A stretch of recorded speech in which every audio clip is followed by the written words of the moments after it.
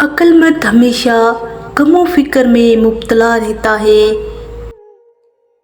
گناہوں پر نادم ہونا ان کو بٹا دیتا ہے اور نیکیوں پر مغرور ہونا ان کو برباد کر دیتا ہے۔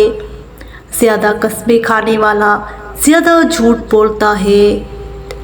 کسی جاہل یا کم عقل شخص کو سمجھاتے وقت یہ خیال مت کرو کہ تم اس سے کیا کہہ رہے ہو، بلکہ یہ دیکھو کہ وہ اس کا کیا نتیجہ نکالتا ہے۔ اپنی زبان کی حفاظت اس طرح کرو جس طرح اپنے ایمان کی حفاظت کی جاتی ہے۔ انسان اگر زبان کے استعمال کے بجائے دماغ کا زیادہ استعمال کرے تو بہت سے مسائل اور مشکلات سے بچ سکتا ہے۔ بے عزت انسان کی زندگی گندگی کے اس ڈھیر کی مانند ہے جہاں پر صرف جانور ہی کچھ تلاش کرتے دکھائی دیتے ہیں۔